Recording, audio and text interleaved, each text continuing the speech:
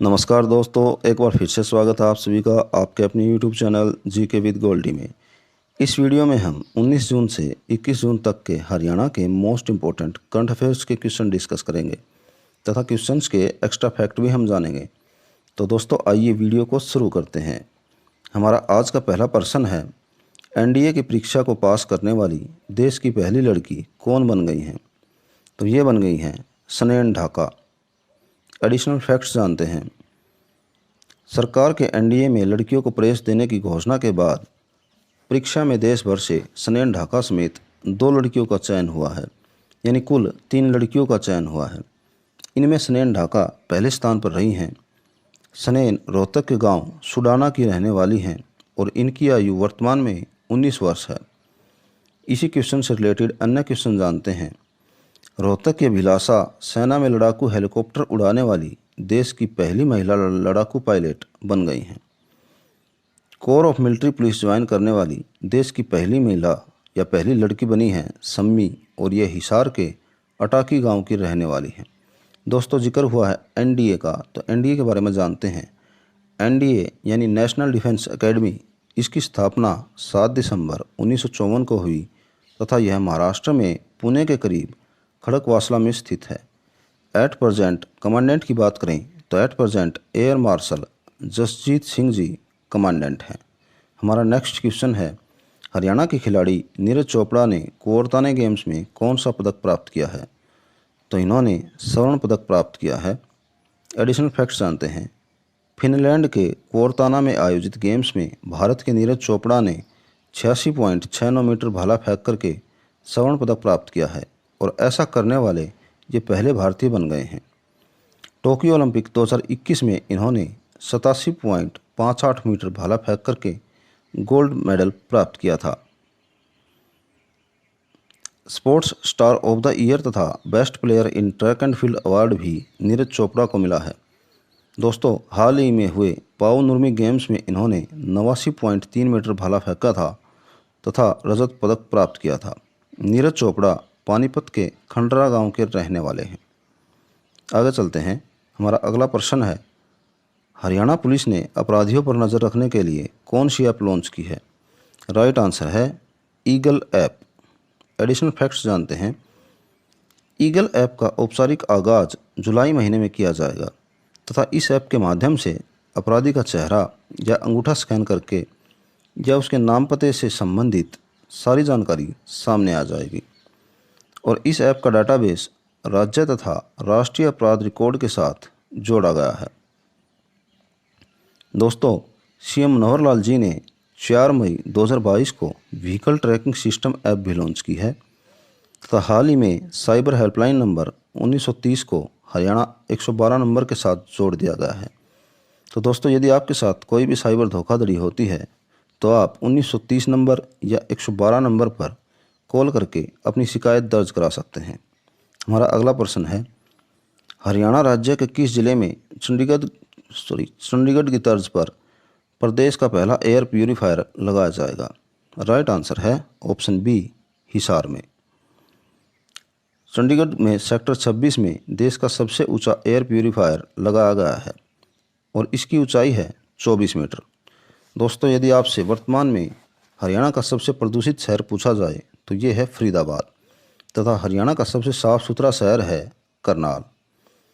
स्वच्छता सर्वेक्षण रिपोर्ट 2021 के अनुसार पूरे देश में हरियाणा दूसरे स्थान पर है।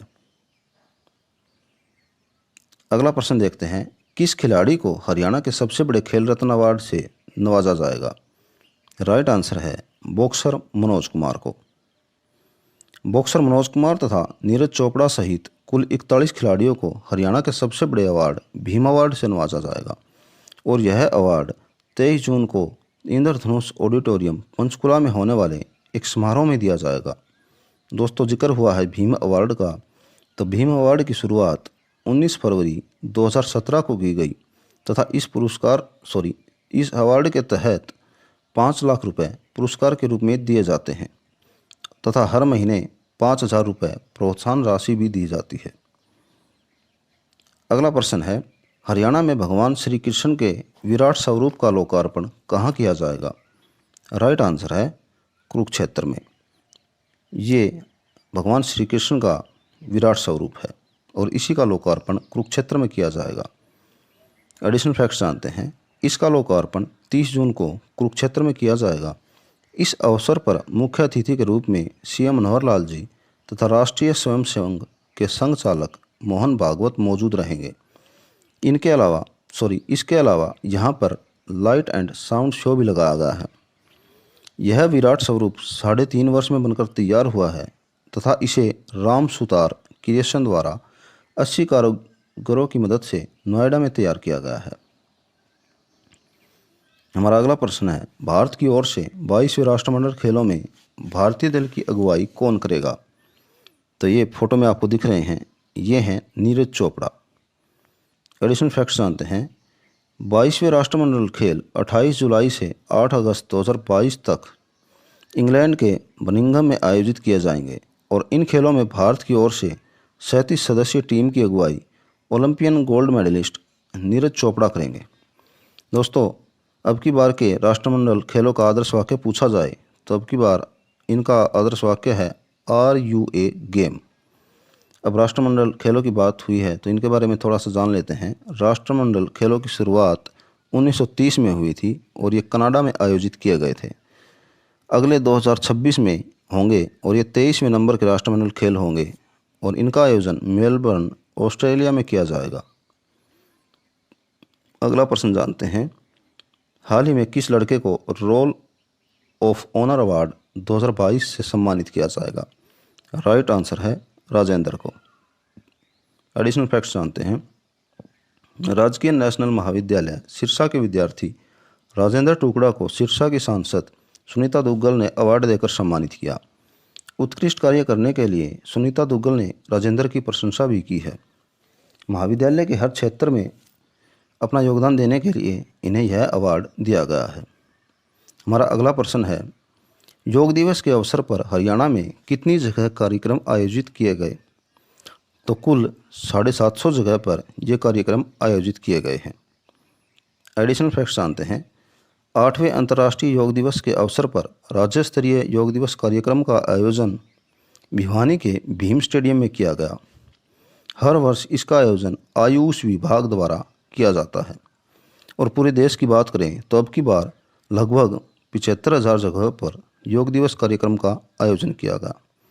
अब की बार योग दिवस कार्यक्रम की थीम रही है वो है योगा फॉर ह्यूमैनिटी, यानी मानवता के लिए योग। इस अवसर पर सीएम मनोहर लाल जी ने कहा है कि हम गारंटी के साथ रिटायर्ड अग्निवीरों को हरियाणा में नौकरी देंगे।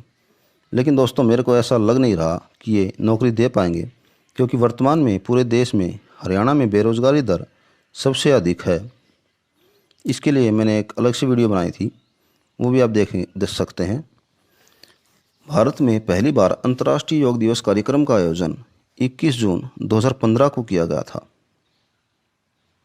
आगे चलते हैं। हमारा आज का अंतिम क्वेश्चन है, हरियाणा का कौन सा बच्चा दुनिया की सबसे ऊंची चोटी के बेस कैंप तक पहुंचने वाला दुनिया का सबसे छोटा पर्वतारोही बन गया है? राइट आंसर है हेयांश कुमार। ये है फोटो में जो आपके दिखाई दे रहे हैं, ये हैं हेयांश कुमार। एडिशनल फैक्ट्स जानते हैं। बाबरा बांकीपुर गुरुग्राम के रहने वाले हेयांश कुमार ने दुनिया की सबसे ऊंची चोटी माउंट एवरेस्ट के बेस कैंप, जिसकी ऊंचाई है 5,364 मीटर, पर तिरंगा फहरा दिया है और ये मात्र 3.5 वर्ष के हैं। ऐसा करने वाले ये दुनिया के पहले बच्चे बन गए हैं। कुछ अन्य क्वेश्चन जानते हैं। हाल ही में मई 2022 में हरियाणा के सोनीपत गांव माटिंडू के नीतीश दहिया ने अफ्रीका महाद्वीप की सबसे ऊंची चोटी माउंट किलिमंजारो को सबसे कम उम्र में तथा पहले भारतीय के रूप में फतह किया है। दोस्तों, माउंट एवरेस्ट की ऊंचाई की बात करें तो माउंट एवरेस्ट की ऊंचाई है 8,848 मीटर। तो दोस्तों, आज की वीडियो में बस इतना ही।